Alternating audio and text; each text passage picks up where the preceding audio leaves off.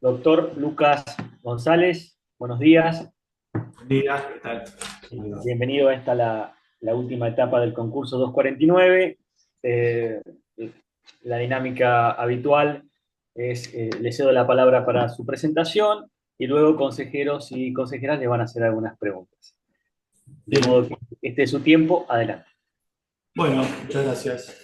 Bueno, mi nombre es Lucas González, como saben.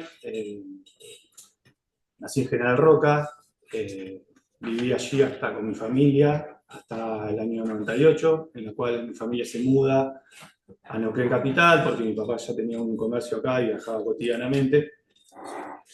Eh, Desde allí estuve radicado en Neuquén mayormente, aunque volví a estudiar a Roca hasta el año 2011. En el año 2011 me radico en la zona de la cordillera, porque ingreso al Poder Judicial, y en la localidad de Junín de los Andes, y en el año 2018, desde el año 2018 vivo en San Martín de los Andes.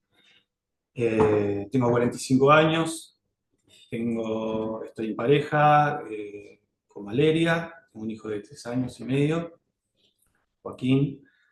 Y eso en cuanto a mi cuestión personal y proyecto vital. En cuanto a mi formación académica, estudié en la Universidad del Comahue, en la Facultad de Derecho de General Roca. Eh, Ya recibido, he realizado algunas especializaciones, capacitaciones de posgrado, diplomaturas, están todas en mi currículum, las saben, para ir a destacar. Son dos especializaciones, una en Derecho en Justicia Constitucional y Derechos Humanos, que se dictó a través del Colegio de Abogados de Neuquén en convenio con la Universidad de Bolonia, virtual se hizo, y una especialización que hice en la Universidad de la UBA en convenio con la Universidad de Comahue, de Derecho Procesal Civil, por ahí las más destacables que he podido terminar. Bien, en cuanto a mi trayectoria laboral, lo que puedo decir es que empiezo a trabajar desde muy joven, ya en el comercio de mi papá. Ya en el año 2001 ingreso temporalmente por un contrato para lo que eran las elecciones en ese momento, las elecciones nacionales, en la justicia federal. Estuve allí unos meses, 8, 9 meses fue ese contrato. Eso me permitió luego radicarme nuevamente en General Roca para intensificar mis estudios. Yo en ese momento viajaba. Eh, Ahí en el año 2002 empiezo a trabajar en un estudio jurídico allá de General Roca, a la par de que estudiaba. Lo hacía de mañana. Era un estudio jurídico orientado al derecho laboral, al derecho civil. Ingresé como procurador, el estudiante, hacía esas tareas clásicas que se hacían en esa época de hacer la recorrida a tribunales, copiar lo que salía en las providencias, llevar eso al estudio, hacer las cédulas, oficios, escritos. Bueno, trabajé 4 años en esa función, era un estudio más orientado a la parte actora. Eh, y ya en el año 2007, recibido, me radico a principios del año 2007, me radico nuevamente en Neuquén con mi familia y ahí empiezo a trabajar en un estudio de acá de Neuquén Capital, en el estudio del doctor Alejandro Díez. Estoy en un estudio también orientado a lo civil laboral, pero más desde el lado de la empresa. Tenía muchos clientes de empresas locales, constructoras y también aseguradoras. Aseguradoras civiles, aseguradoras de riesgo de trabajo. De modo que, bueno, fue una experiencia también muy, muy importante porque ahí ya era abogado, ya formaba parte del plantel, ya empecé a ir a audiencias, a desarrollar todo lo que es la tarea del abogado propiamente dicha. En el año 2008 ingreso al Consejo de Educación. El Consejo de Educación ingreso como contratado, eso me permitió empezar a desarrollar mis causas aparte, como abogado independiente. Eh, bueno, el trabajo en el Consejo de Educación fue enriquecedor también porque lo que allí llegué a ser director de un área, de la asesoría legal del Consejo de Educación, que está orientada a lo que eran dictámenes administrativos frente a todas las reclamaciones que llegaban al Consejo. Y éramos un grupo de 4 abogados, y bueno, fui director, fue como mi primera experiencia en dirigir personal y además colegas, lo cual tenía como una doble responsabilidad para mí.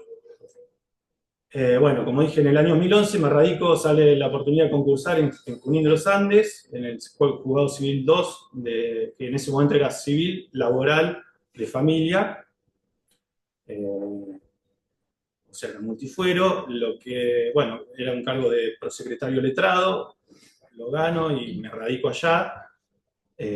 Bueno, ahí fue también un cambio de rol muy importante en lo que pude aprender un montón de todo el manejo interno de los expedientes, porque el juzgado está estructurado en que cada funcionario tenía causas asignadas por número.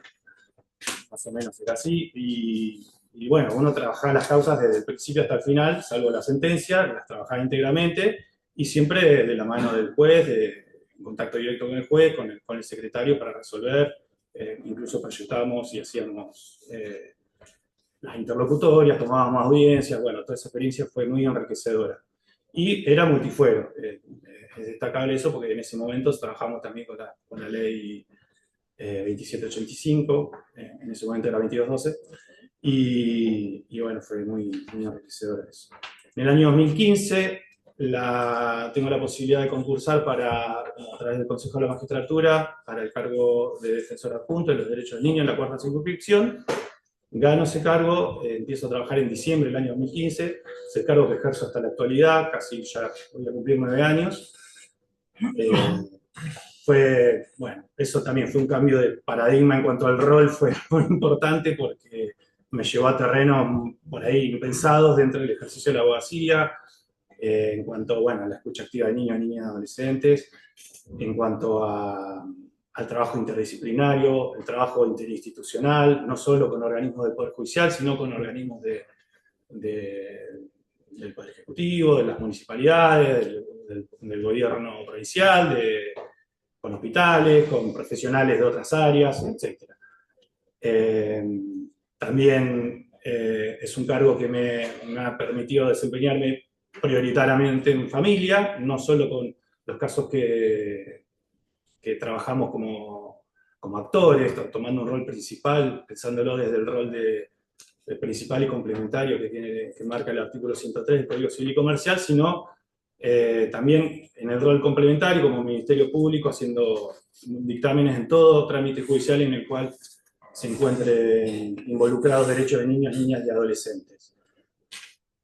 Y también, como saben, el rol del defensor de los derechos de niños en la provincia de Neuquén tiene una función muy particular, que es la de querellante en causas de abuso sexual contra infancias, cometidos donde son víctimas las infancias, y la verdad es que ese rol también me llevó a fortalecer o fortalecer competencias que no había pensado. Toda mi formación había sido más orientada a lo civil y laboral y también familia. Incluso hasta tuve la posibilidad de participar en un par de juicios por jurado, es como una experiencia muy importante. Bueno, esa es más o menos sintetizando la presentación que puedo hacer para esta instancia. Doctor, ¿nos puede contar cuál es su motivación para postularse para este cargo? ¿Qué desafíos anticipa para el caso de asumir en ese cargo? Bueno, un poco sobre ya puesto, digamos, en este concurso. Sí, claro. Bien, yo hace un tiempo ya me vengo planteando nuevos desafíos laborales en mi carrera profesional. Entiendo que este sería uno muy importante y la verdad que me tiene muy entusiasmado. Entiendo que sería algo beneficioso para mí por lo enriquecedor que podría ser, más que nada. La verdad es que entiendo que ya con 45 años y toda esta trayectoria que he intentado sintetizar, he podido desarrollar una experiencia laboral en distintos ámbitos que la puedo trasladar y con las distintas miradas que he tenido, los distintos roles en estos trabajos que he referenciado, me van a permitir poder abordar el cargo con una amplitud o una mirada integral, desde distintas posturas, que es un ejercicio que siempre trato de hacer en los casos que tengo que resolver. Entiendo que un juez de cámara tiene que tener esa mirada, esa experiencia, y también más marcado en lo que ha sido mi última experiencia en la Defensoría del Niño, creo que me ha dado una templanza en cuanto a poder resolver situaciones difíciles cotidianamente, que entiendo que puede ser trasladada a una Cámara de Apelaciones, porque, bueno, es un cargo alto en cuanto a la jerarquía jurisdiccional, y hay que tomar decisiones importantes, por supuesto. Entonces, si bien es, bueno, como dije, es un gran desafío, implica un cambio de rol, ya lo he hecho, como le expliqué, pasé del ámbito privado al ámbito público, pasé del ámbito del juzgado civil como proveyente, que se decía en esa época, o funcionario proveyente, a tener un rol muy activo como defensor de los derechos del niño. Y este desafío me parece que es apropiado a la edad que tengo, a la experiencia que tengo, y la verdad que creo que sería beneficioso en muchos sentidos. Muy bien. Consejera. Doctor, Sí. quisiera consultar si ha tenido oportunidad de ver las estadísticas en segunda instancia, cómo están los recursos que están presentados, cantidades, por circunscripciones y demás. Sí, lo hice más globalmente. En cuanto, en el 2024, la Cámara de Apelaciones del Interior ha dictado hasta la fecha 378 sentencias definitivas y 975 resoluciones interlocutorias. Es un volumen de trabajo al 5 de diciembre importante, comparado con las estadísticas que se venían manejando años anteriores. Si la comparas con la del año 2023, creo que eran 244 sentencias definitivas y 750 resoluciones interlocutorias. O sea, tenés un aumento del 55% en cuanto a definitivas y un 30% en cuanto a interlocutorias.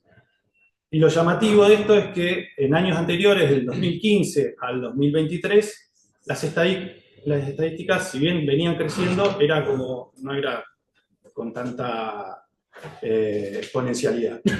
Acá sí hubo un cambio importante, eso es lo que pude advertir de las estadísticas, que me pareció significativo. No sé si se mantendrá en 2025, la verdad que desconozco eso. He hablado con los 3 jueces de Cámara que están en funciones.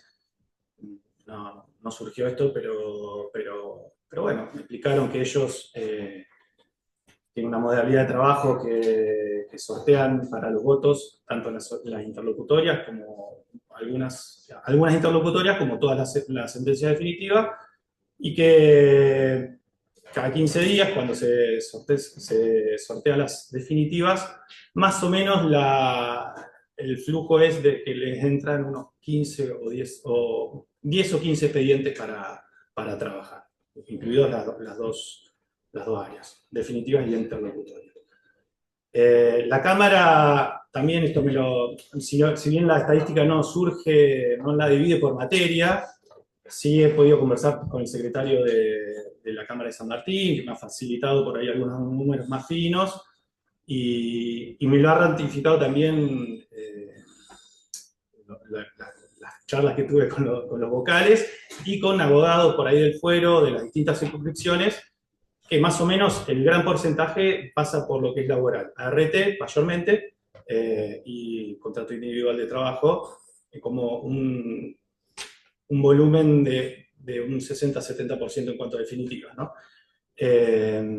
Y el otro 30%, el tercio, más para dividirlo más claramente, se divide entre lo civil, laboral y, en lo civil, cuestiones territoriales, de interdictos, acciones reivindicatorias, desalojos, y también lo que son casos de familia, por supuesto.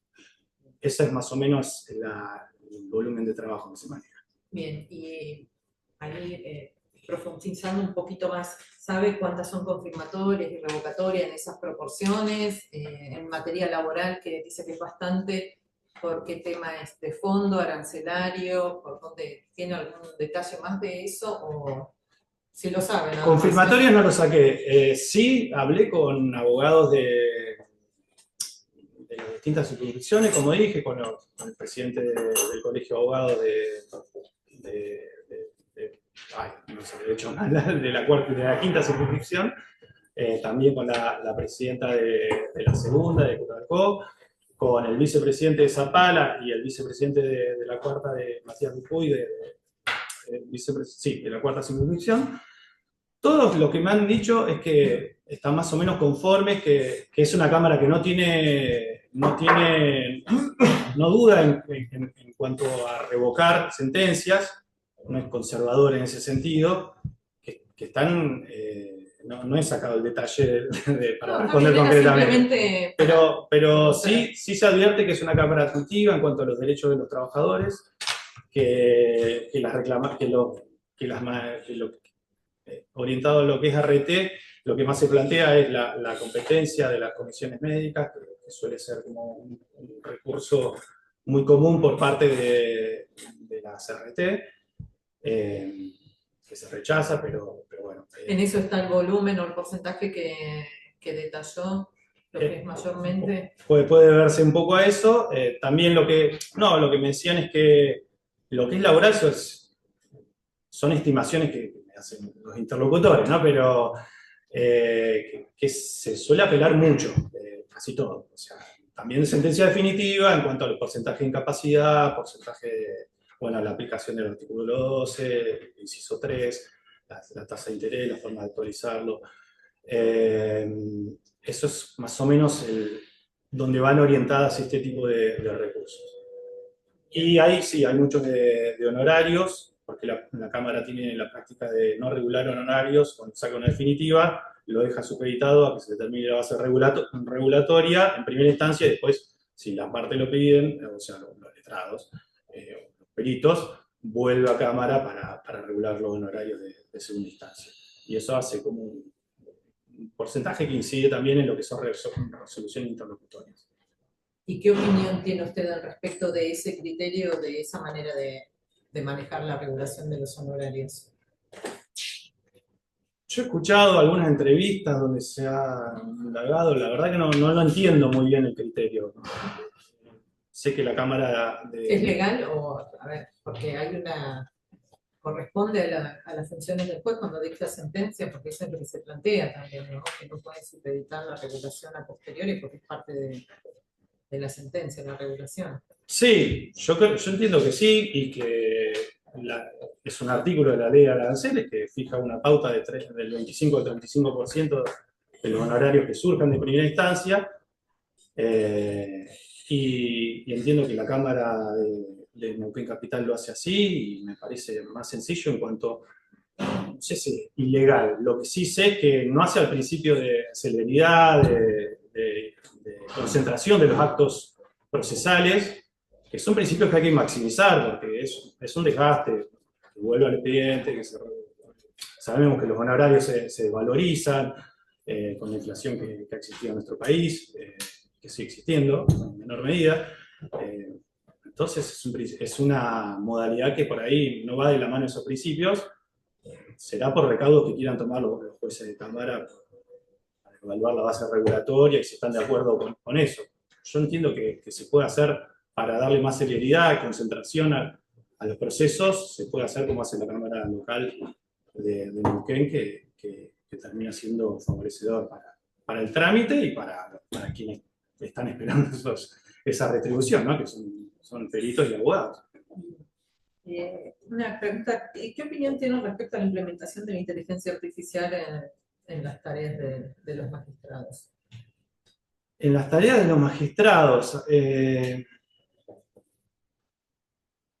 a ver, yo creo que es indelegable la tarea del magistrado. El magistrado tiene que resolver conforme la sana crítica, las reglas de la experiencia, tiene que motivar, y entiendo que eso es insustituible desde la inteligencia artificial. sí puede colaborar. Entiendo que se usa hoy mucho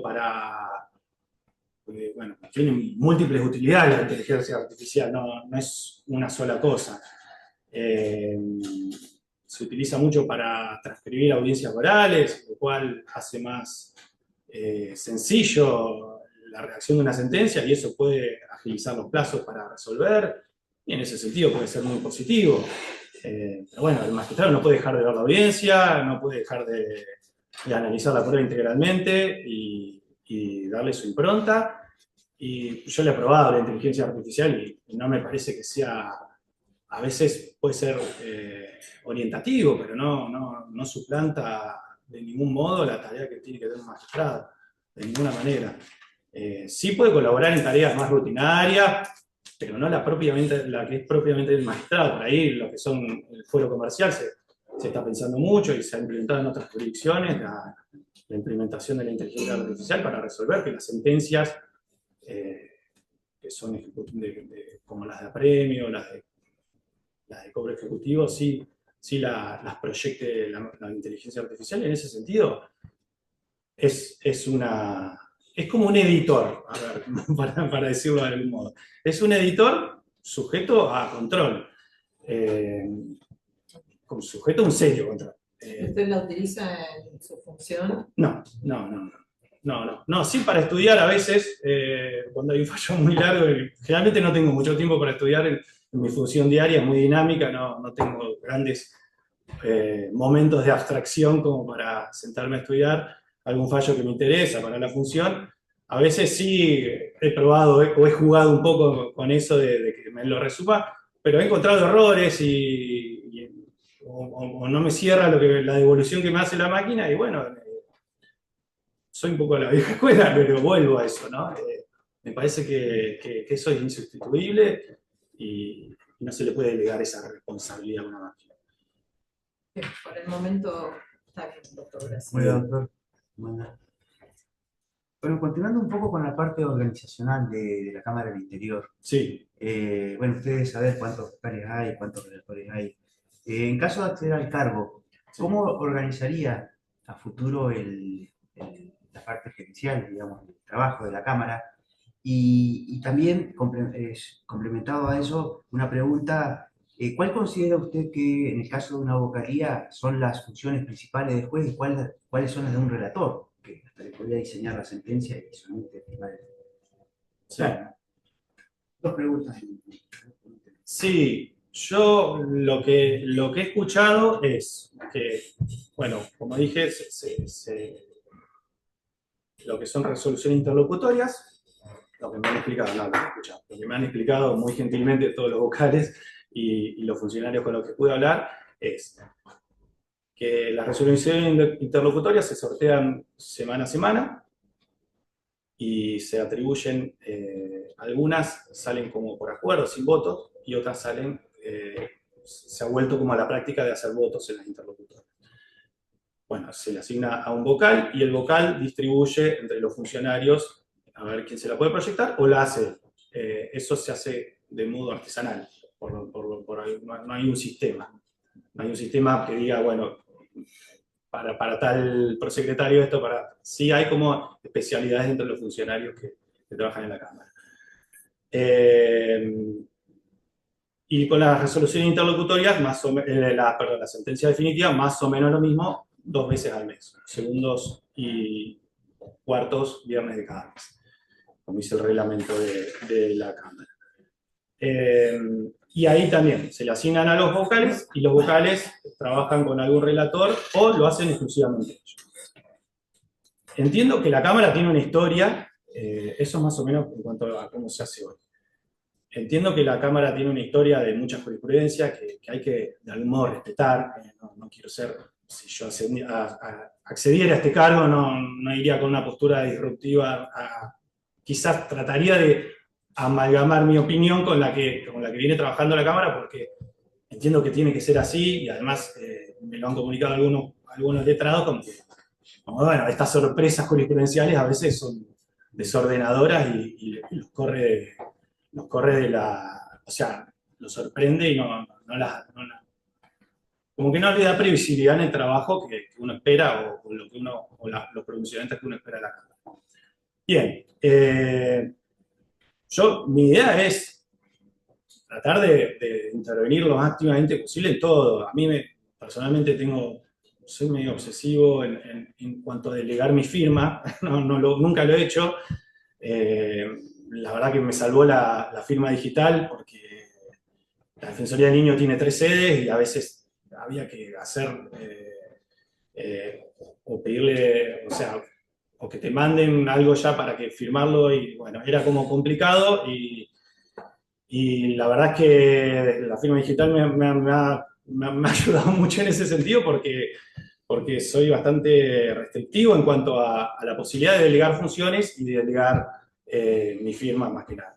En eso siempre, sobre todo desde que soy defensor, he sido como bastante constante. Sí creo bueno, que es un recurso que hay que aprovechar, los relatores y los secretarios, por supuesto, y que hay muchas materias que se repiten, por ejemplo, el artículo 12, lo de las comisiones médicas, son temáticas que son reiterativas en la Cámara y hay que agilizar el trabajo y hay que trabajar pensando siempre en el plazo razonable.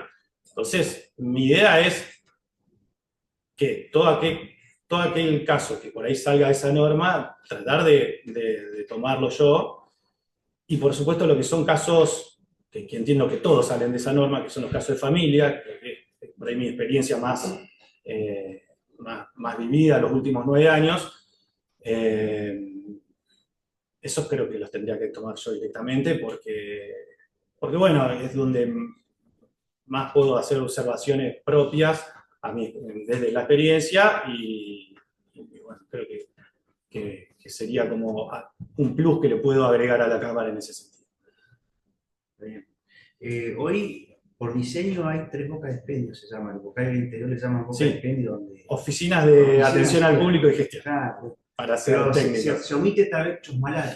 Sí. Los postulantes a veces lo dejan de lado, no sé si porque creen que el diseño solamente se circunscribe a esos tres lugares, pero Chusmalal es otra circunscripción. Sí, por supuesto. Digamos, ¿usted propondría una boca más de expendio ahí o lo organizaría un poco más porque se deja olvidado en este diseño del interior, el norte, ¿no? Más allá que le van a llegar los expedientes, pero como lugar en el cual todavía no se ha visitado, por lo menos en este tiempo, los vocales de la Cámara del Interior han visitado el norte como para decir, bueno, estamos presentes acá, más allá de que los expedientes van en bolsillo allá.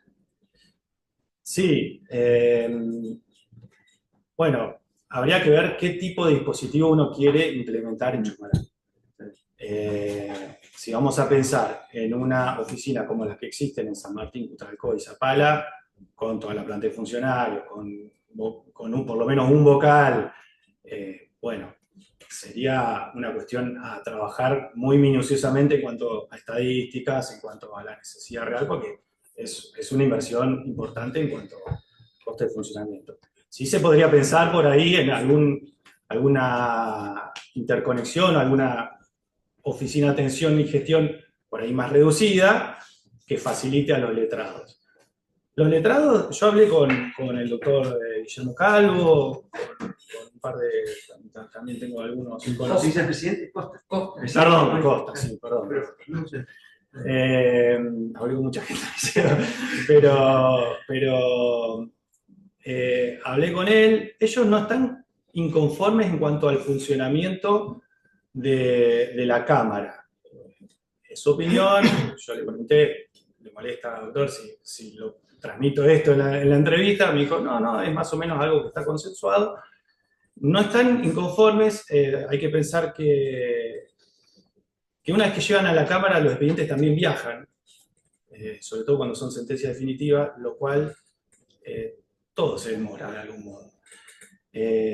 Sí podemos pensar en alguna oficina por ahí de atención al público y gestión, por ahí más reducida, que sería más fácil de implementar también, ¿no? En cuanto a los recursos que necesita.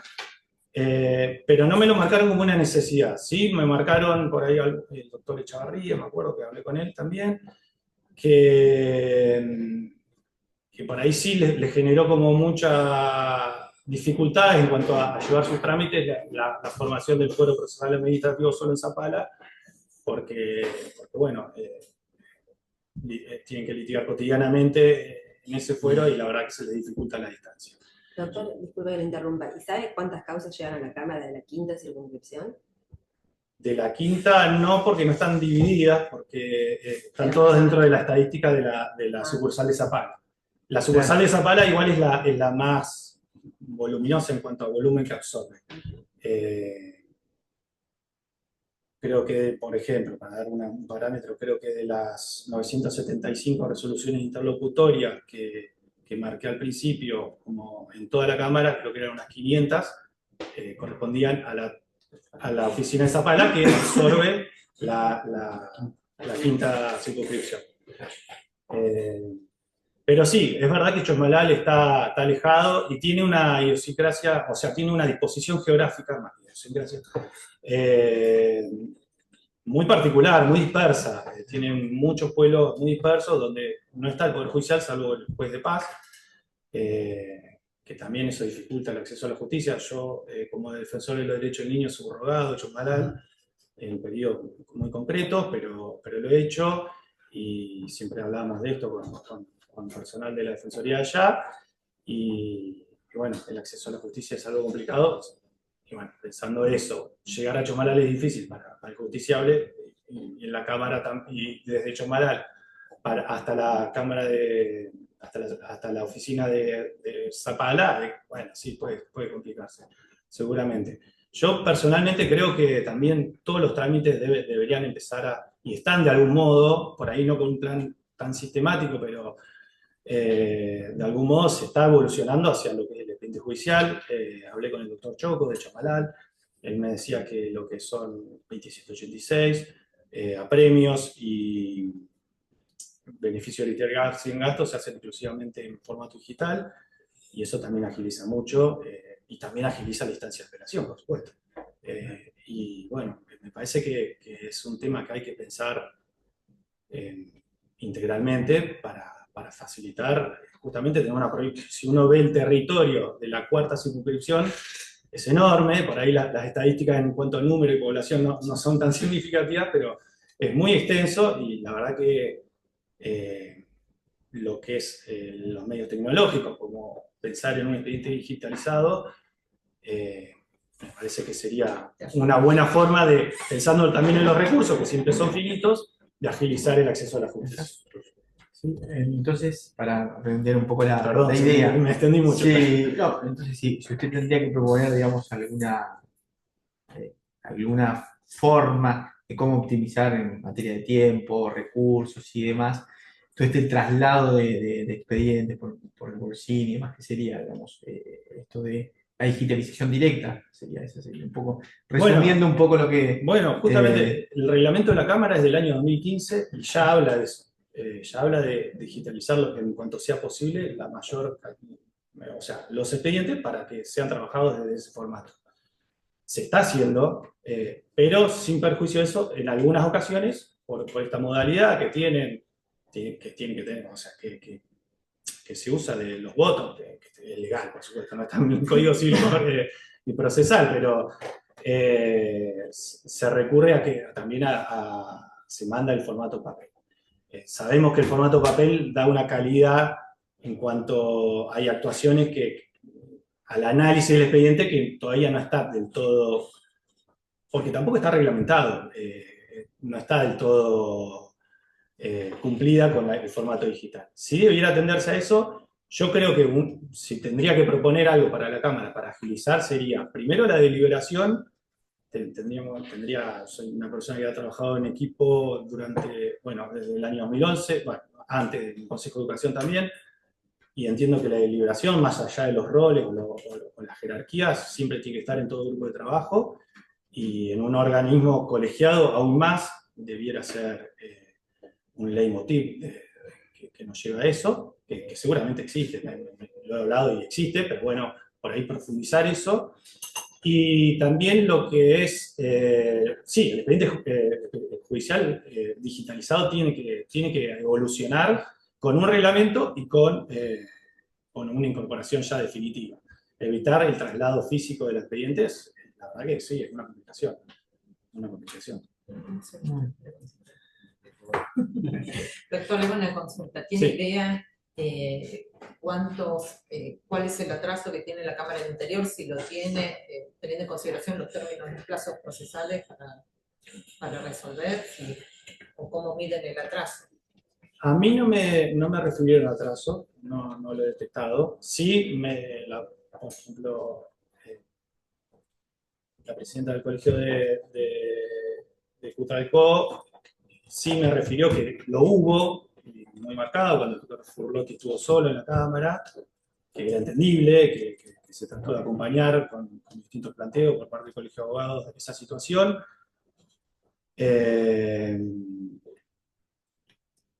No lo he detectado, está al día, eso es lo que me han dicho todos los vocales y todos los referentes del colegio, de los colegios con los que he hablado y colegas con los que hablo cotidianamente. Sí, hay algunos casos que se demoran más que otros.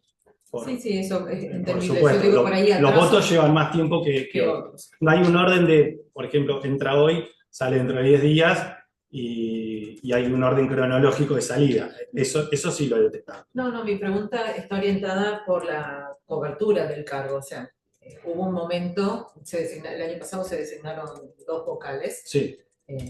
2 camaristas más. Había uno que estuvo mucho tiempo solo, no tengo presente cuánto tiempo, y eso generó un atraso. Sí, claro. Entonces, con esta integración, si se pusieron al día o si también continúa el atraso pensando que estamos cubriendo otro cargo. Por ese lado iba mi pregunta nada más. No, entiendo que están medianamente al día, sí, que está cumpliendo con los plazos legales. Está bien. Eso es Gracias. lo que podía haber. Mira, le adelanto, con datos de buena fuente también, en algunas vocalías están 8 días y en otras están 20 días, 25. Claro. Bueno. Claro, sí, eso es lo que decía, que hay algunos votos que se atrasan más que otros, según los casos también, ¿no? Ya. Y si hay que desempatar, más todavía. Bueno, eso siempre es más delicado, seguramente, pero... Está bien. Yo le hago una última pregunta. Yo creo que eso se puede trabajar mucho desde la deliberación, para mí eso es fundamental. Lo que me he podido capacitar y lo que he escuchado, y desde mi experiencia, es que antes de sentarse a escribir hay que deliberar. Eso es lo que podría, mi mirada y como intento trabajar yo también con el grupo de trabajo con el que integro. Sí. En promedio 2 meses me dicen que están haciendo algunos expedientes, más o menos. Sí, puede ser tiempo. Sí, es un Bueno, tiempo. que hay. Por último, una pregunta de opinión, Sí. que se la hice al otro candidato también. Tiene que ver con esta reforma migratoria que se implementó desde el gobierno nacional, con cobrar un arancel a los extranjeros no residentes, tanto en salud como en la universidad. Me gustaría escuchar qué opinión tiene al respecto como concepto de arancel y bueno. Sí. Si está de acuerdo o no, ¿por qué? Sí, a ver, yo como hombre de derecho, que una de las primeras materias que tuve fue Derecho Constitucional, entiendo que Argentina es un país abierto a la inmigración, así se ha formado, y no debiera hacerse diferencias. Eso es como mi opinión primaria. Después se podrá evaluar en qué condiciones. También habría que evaluar cuánto incide en gasto el acceso a la educación de personas que se radican en el país para estudiar. Entiendo que la radicación de un extranjero para estudiar, focalizándome en lo que es la educación, para la radicación de un extranjero para estudiar también trae ciertos beneficios económicos, ¿no? Es un extranjero que alquila, es una persona que alquila un inmueble, que hace gastos, que también y le da también una preponderancia al país de ser un foco cultural que siempre nos ha enorgullecido eso. Esa es mi opinión como... Yo quisiera agregar algo. Sí. Porque es un debate muy interesante. Sí, es muy interesante. El sistema tributario argentino hace que la educación pública la paguen todos, incluidos los argentinos que jamás van a poder acceder a la educación. Y estamos discutiendo en la Universidad del Comahue, creo que el 4% de Por ahí, claro, eso decía la publicación. Y sabemos que hay muchos estudiantes que son crónicos, podemos decirlo. Sí, bueno, ese es otro gran tema, ¿no? Me parece que hay que separar. Pero no se puede separar el tema, el debate de arancelamiento con reformar el sistema tributario, porque en realidad el que menos tiene tiene la misma carga impositiva en un litro de nafta que el que más tiene. Y lo mismo pasa con la polenta, el arroz o cualquier cosa que consuma en un entonces se convierte en una transferencia muy injusta. Pero bueno, quería acotar porque me parece que no se puede enfocar este tema. Hubo una experiencia en la Universidad Nacional de Córdoba, cuando el rector era Francisco de Lich, que aranceló como regla general y estableció un sinnúmero de excepciones para aquellos que no podían pagar el arancel, o duró mientras estuvo de Lich, pero porque tuvo alguna resistencia. Pero la verdad es que la Universidad Nacional de Córdoba necesitaba ese financiamiento y había muchos que estaban en condiciones de pagarlo, y de esta manera podían acceder a muchos que no podían. Pero bueno, nos fuimos de tema. No, sí, entiendo que es más complejo, que no es solo lo que usted me pregunta, que también toca lo que son los ingresos del Estado, que siempre son finitos, y las cuestiones de redistribución que hoy se debaten en todos los planos. Difícil agotarlo en esta charla, pero el argentino que no tiene ninguna posibilidad de acceder a la educación superior pública, sí, está pagando totalmente a este 4% de extranjeros, si lo reducimos a este debate. Pero bueno. También dice de salud, ¿no? Sí, en salud. Neuquén tiene una ley, sí. Yo fui parte de la redacción, y todo el sector público de salud, aquellos que tienen cobertura social, el sistema público tiene la obligación de hacer el recupero, y se encomendó al Poder Ejecutivo establecer convenios, sobre todo con Chile, con geográfica, para establecer algún sistema de recupero de reciprocidad. No sé. Sí, a eso iba. En cuanto a la salud, creo que hay que diferenciar lo que son situaciones de urgencia, que tienen que ver con cuestiones humanitarias, de cualquier persona tiene que ser atendida. Frente a eso es una obligación de los médicos, así que no podría ir el hospital público en contramano de eso, pero sí por ahí, si se advierte una práctica de personas extranjeras, de otros países, que vienen a hacerse a buscar atención médica que su país no lo brinda, sí debieran trabajarse en convenios de reciprocidad, o pensarse por ahí en quizás algún tipo de arancel, porque la verdad que sí, como usted decía, es destinar fondos públicos que pagan las personas más necesitadas para brindar la atención que no es de urgencia a personas que no aportan Sí, a ver cómo incluimos no aportan positivamente a aquellos sectores que aporten sin tener ningún tipo de posibilidad de acceder a la educación pública. De mi parte, está bien. Bueno, muchas gracias. Buen día, doctor. Buen día.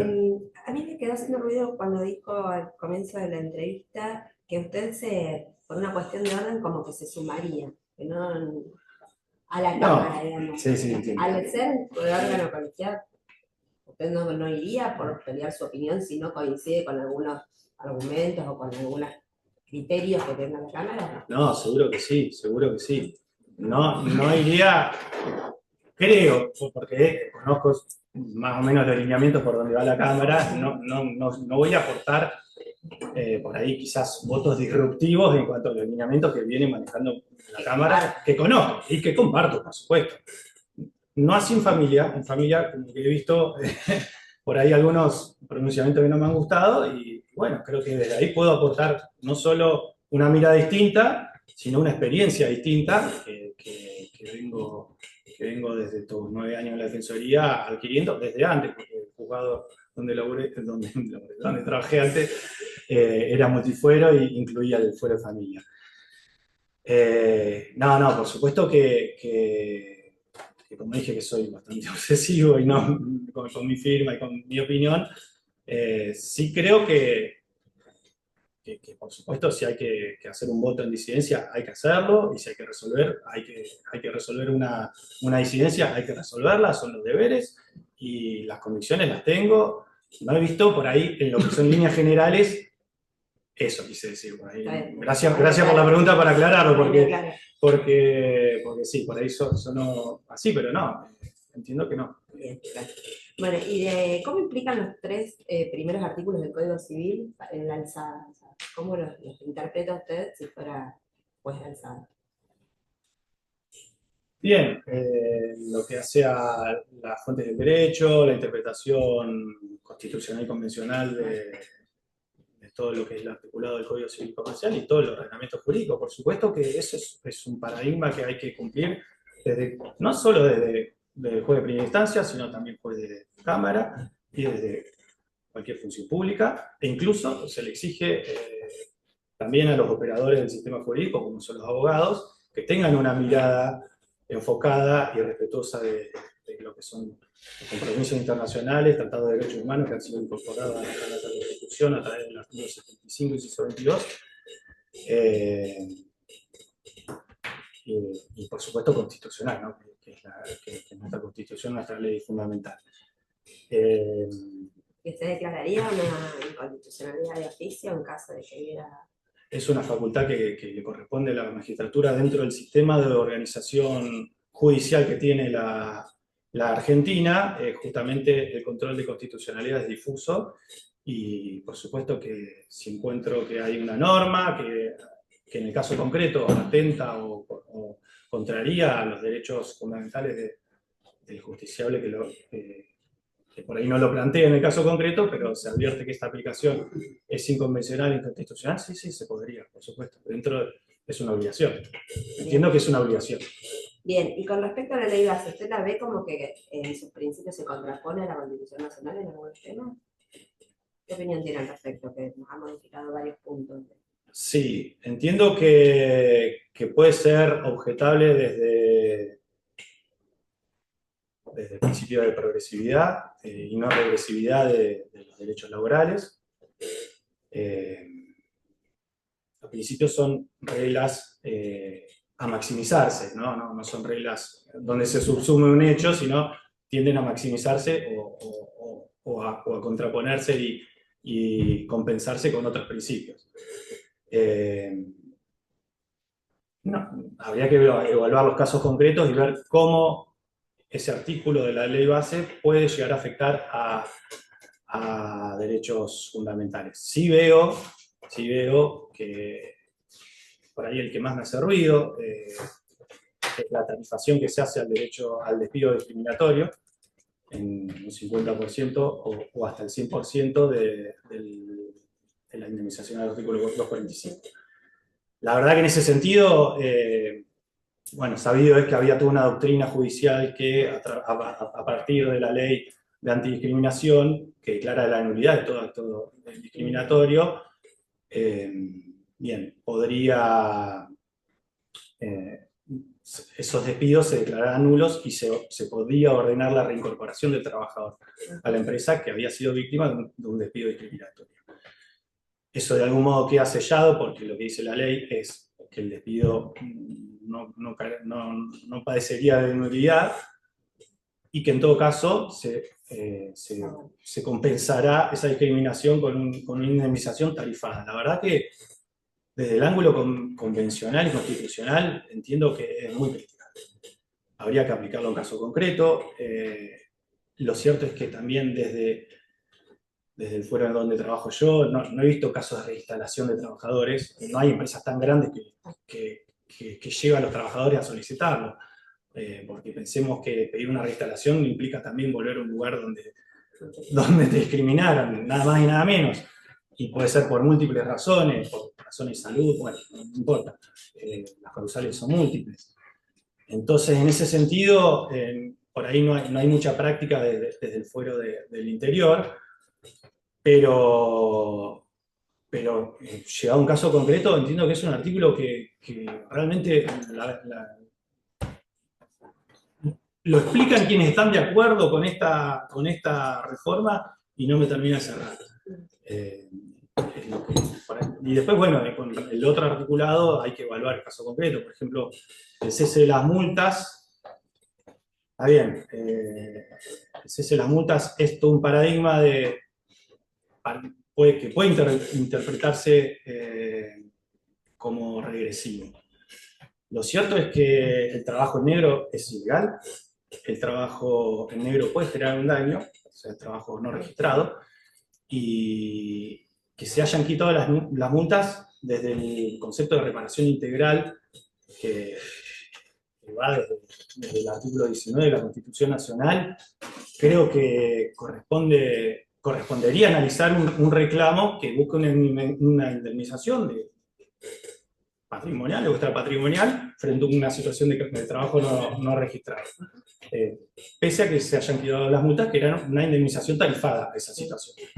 Perdón, No, está bien, por mí sí. relacionado a lo mismo de la ley base, ¿qué piensa también de esa reforma que se hizo respecto de el despido con justa causa cuando haya bloqueos o toma de establecimientos, en el cual se considera fuga grave, lo cual podría constituir un despido con causa del trabajador, ¿no? Estamos hablando. Sí. O el tema probatorio, más que nada, me gustaría saber qué criterio hoy evalúa siendo una persona del derecho. Yo creo que habría que probarlo. No hay causales objetivas, o sea, no. Perdón, viene el gerente, Sí. lo citan como testigo, digamos que el empleado Sí. hizo una toma del establecimiento y no dejó trabajar, causal de despido directo. Digamos, ¿usted con eso ya le alcanzaría a nivel probatorio que está constituido esa injuria? La ley dice que hay que intimar previamente al cese de esa conducta. Sí. Bueno, si está cumplido eso, se daría la causal desde la incorporación de la ley bases. De todos modos, tengo para mí que, hablando de los principios del derecho laboral, el principio de realidad debe primar y debe evaluarse la gravedad de esa supuesta injuria. Es discutible en el derecho laboral si existen causales objetivas de despido. Hay un plenario incluso previo a la ley de contrato, muy viejo, previo a la ley de contrato de trabajo, creo que se llamaba Pérez con Aerolíneas, que justamente disponía eso, que no existían en el derecho laboral causales objetivas de despido. Pero, bueno, es un tema habría que ver cómo se plantea el caso concreto, la prueba. Yo creo que sí habría que analizar toda la prueba y a ver si está probada esa Una causa. pregunta que pone en crisis, ¿no? Sí, por supuesto. El sistema anterior, nada más para eso, Sí. está abstracto, aparte. Sí, por supuesto. Gracias. Sí, continúo yo. Bueno, creo que ya expresó algún indicio o dio algunas de sus ideas respecto de la utilización de la IA generativa, de la inteligencia artificial. Pero bueno, hay una de las tantas aristas que están en discusión, digamos, que es la publicación de las mismas, por ejemplo, al momento de citarlas o no en un FAN, por ejemplo, ¿no? Si, bueno, usted tendría tal vez una postura un poco más restrictiva según lo que ha claro, a la utilización de la misma. Pero bueno, como bien sabe, eso ya es una realidad, se utiliza muchísimo. Se utiliza mucho, sí. Y no hay que tenerle miedo, me parece. Hay que ser un editor especializado, tal vez como también mencionó en algún momento. Pero bueno, me gustaría saber qué opina de la publicidad de la misma, si la misma debería ser o no explícita, por ejemplo, al momento de citarla en el fallo. A ver, lo cierto es que por ahí, por una razón a ver, un fallo no debiera ser producto exclusivo de la IA. Como un elemento, digo, tomarlo Como un elemento, como puede tomar jurisprudencia, lo veo más como desde, puede tomar... lo enfoco más desde la ética judicial, es decir, una transparencia, es decir, usé esta fuente. No lo veo, o sea, lo cierto es que la IA no está reglamentada y hay una gran discusión de si genera derechos de autor o no, que es otro gran tema. Por eso En dije, ese sentido no habría una obligación. obligación, pero así como por una cuestión ética decir, bueno, este análisis me lo deriva la IA. Por ahí como un elemento de análisis podría hasta utilizarse, pero por supuesto citando y aclarando que no es producto del razonamiento humano del juez, sino de la máquina. Por una cuestión ética creo que sí. Por una cuestión legal, en principio no, es toda una discusión que hay en el derecho de si genera, porque con IA se pueden hacer imágenes, se pueden hacer canciones, videos, etc. Y quién es el dueño de eso. Bueno, ¿no? Es como todo un gran debate a la propiedad intelectual de lo que produce la IA. Claro. Bien, y me voy un poco del tema a las cuestiones más de los principios de Bangalore. Sí. ¿Los conocen? ¿Pueden mencionar? Sí. ¿Cuáles son? Son principios que hacen a la función y la ética judicial. Trabajado en el ámbito de las Naciones Unidas desde el año 2006. No, eso es el Código Iberoamericano de ética judicial. Los principios son la imparcialidad, la integridad, la igualdad, la diligencia y el decoro. Son 6. Y me está faltando uno. Que son principios que es interesante las reglas de Bangalore porque están relacionados a la garantía que es el juez en cuanto al respeto a los derechos humanos de los justiciables en su derecho al acceso a la justicia y al trato que deben recibir en el ámbito judicial. Entonces, no son meramente principios éticos que el magistrado debe seguir, sino que las reglas de Bangalore los vincula directamente a lo que son derechos a un trato igualitario, del justiciable, derechos a la diligencia es otro, a una resolución motivada, debidamente motivada, controlable, a no ser discriminado, por supuesto. Bueno, me parece interesante en ese sentido cómo están orientados y que no quedan como meros principios éticos que los magistrados debieran respetar o se sugiere que los magistrados respeten. ¿Me entiende? Y eso trasladado, o si usted lo tendría justamente que aplicar, ¿con cuál de ellos se vería como más, digamos, representado o cuál considera que es el más trascendente de todos estos principios? A ver, no tienen un orden de jerarquía o de... Todos se complementan, todos se complementan, es difícil. Por eso, pero bueno, a la aplicación en el supuesto caso, si da suma, juez de cámara. Bueno, hay algunos principios o valores que usted debería considerar como, o entiendo, ¿no? Como debería considerar como prioritarios. La verdad que es difícil elegir uno, ¿no? Me pone una pregunta difícil, pero entiendo, por ahí pecando como hombre de derecho, creo que el trato igualitario, el trato digno de las personas y el principio de diligencia que hace a la motivación, a respetar los plazos razonables, a la motivación de las sentencias, son como muy relevantes porque afectan directamente al justiciable si no se maximizan. Los otros son igualmente importantes, creo que todos son importantes y se complementan y compensan. No es suficiente tampoco tener un juez que haga unas sentencias brillantes, que las haga en tiempo y forma, que sea muy respetuoso en las audiencias y que fuera de las audiencias maltrate al personal o o tenga una relación pésima con su vecino, o una imagen negativa en cuanto a la función que cumple en la sociedad, la verdad que no. Por eso entiendo que todos se compensan, y es una pregunta muy, muy tramposa. pero bueno, pero nada, es lo que me puedo explicar. Y la última pregunta que le voy a hacer respecto de la parte técnica Sí, del concurso. sí. ¿Cómo se sintió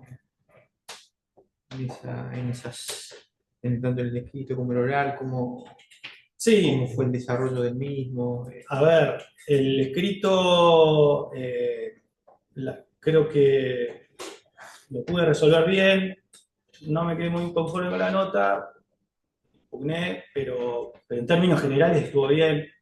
También uno impugna también de una parcialidad que tiene, que no es saludable, entiendo yo, y lo puse en la impugnación, es difícil impugnar en causa propia.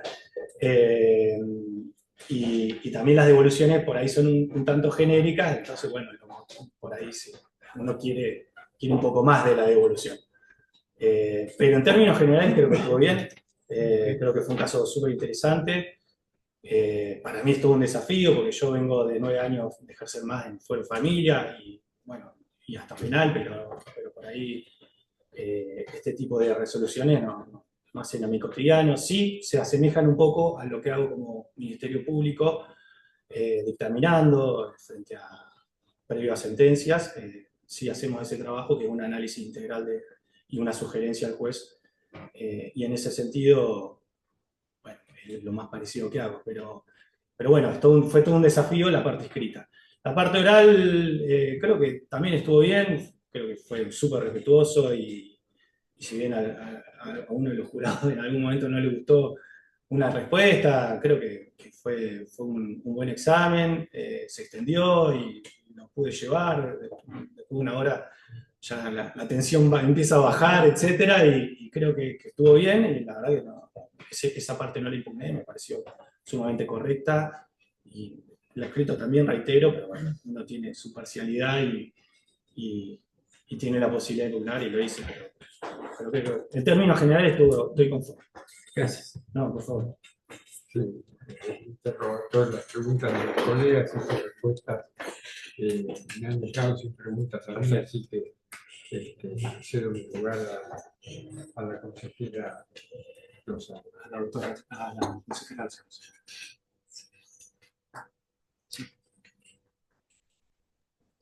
Doctor, ¿qué tal? Buen día, ¿cómo le va?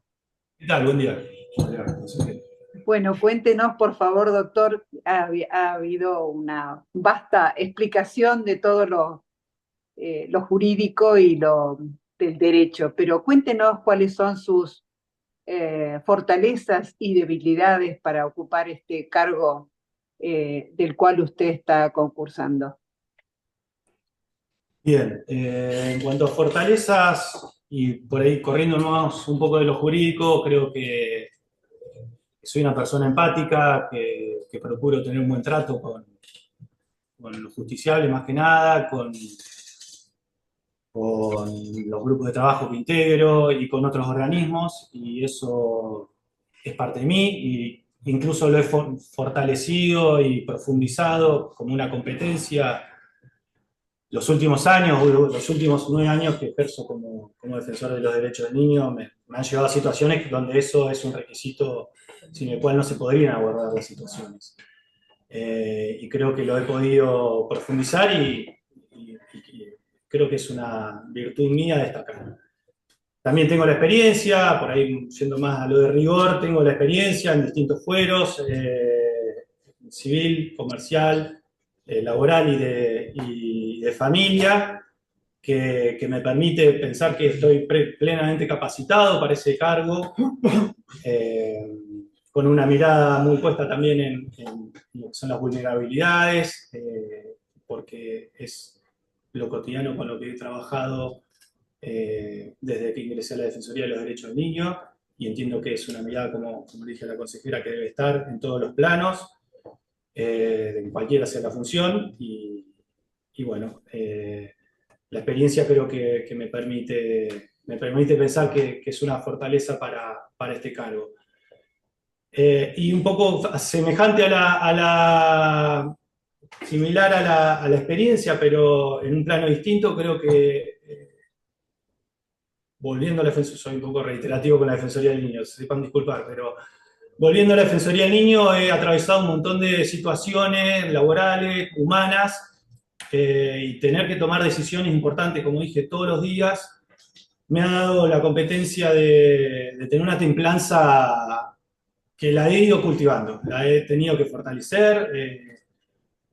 Lo que nos pasa en la Defensoría de Niños no son situaciones que uno las termina a las 2 de la tarde, o a las 3, o a las 4, que es la hora que se vaya, y las deja ahí, además que tiene la guardia, pero no son problemas que uno se olvida y que puede ir a la actividad de, bueno, ahora tengo un hijo, puede ir tranquilamente y despejado de cabeza y energías a las actividades de mi hijo, o actividades sociales. Pero bueno, lo he podido sobrellevar, no he tenido que tomarme grandes licencias respecto a esas situaciones. Creo que es un rol que vengo cumpliendo y si bien es un gran esfuerzo humano, personal, lo cumplo y estoy orgulloso de eso y lo puedo llevar a la Cámara y creo que es una fortaleza. Y como debilidad, para ir sintetizando, no estoy hablando mucho, me parece, pero como debilidad, creo que, bueno, un poco la marquesa, por ahí tengo cierta obsesión a ser bastante autoexigente y obsesivo con mis apuntes, con mis presentaciones. Eso lo he tenido que trabajar también, porque la Defensoría del Niño, pero la Defensoría, la verdad que el trabajo es muy dinámico, no permite tampoco ser excesivamente puntilloso o exquisito, hay que resolver, hay que accionar y bueno, a veces hay que delegar. Y bueno, eso lo he venido trabajando, pero bueno, si se puede marcar como una debilidad que tengo una pulsión a esa situación. De todos modos, creo que la Cámara es un cambio de rol importante, donde se trabaja de otra forma y que también permite un poco explayarse en esto, ¿no? En perfeccionar la redacción, en perfeccionar las cuestiones más de redacción técnica, etcétera, que por ahí la Defensoría no te lo permite por el trajín diario, ¿no? Es así. Bueno, doctor, muchas gracias, muy amable, ¿eh? Por favor, muchas gracias. Doctor, damos Sí. por terminada la entrevista. Muchas gracias por su tiempo. Tenga un buen regreso. Buenos Bueno, días. desde ya muchas gracias a todos, a todas. Muchas gracias. Gracias. Chao. Hasta luego.